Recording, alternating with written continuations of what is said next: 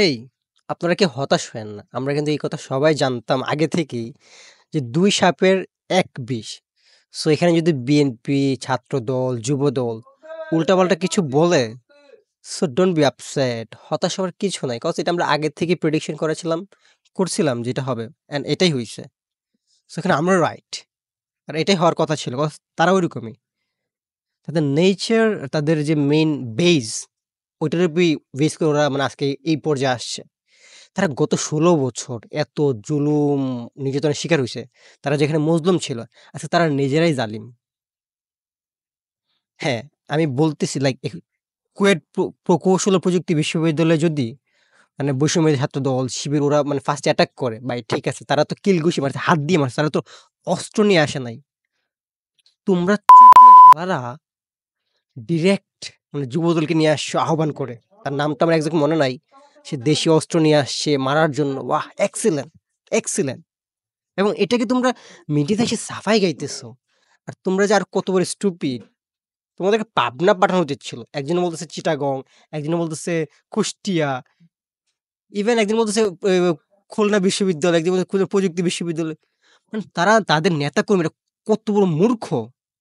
তারা ইভেন তো মানে ইউনিভার্সিটির নামটা পর্যন্ত বলতে পারে না। খুলনা প্রকৌশল ও প্রযুক্তি বিশ্ববিদ্যালয় এই নামটা বলতেই পারে না।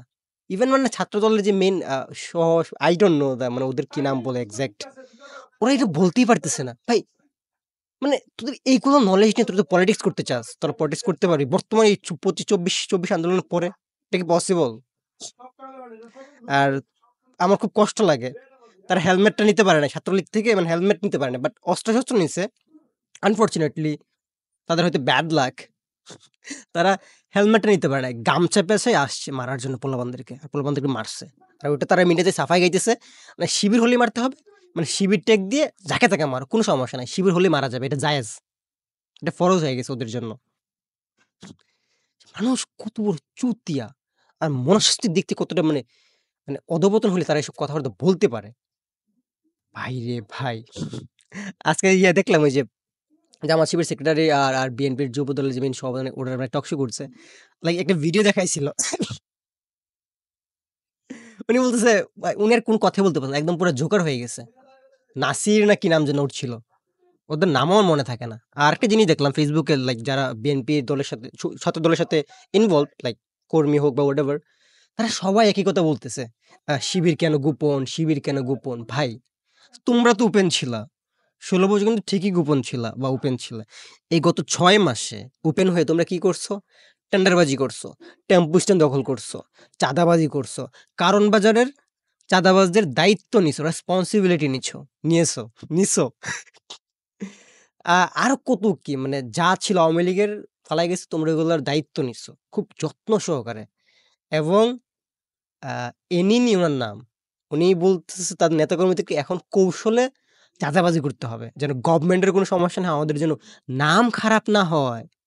কৌশলে চাঁদাবাজি করতে হবে না। চাঁদাবাজির ক্লাস উনি নিচ্ছিল আরকি। উনার কর্মীদেরকে চাঁদাবাজির ক্লাস নিচ্ছিল। কিভাবে চাঁদাবাজি করতে হবে কৌশলে।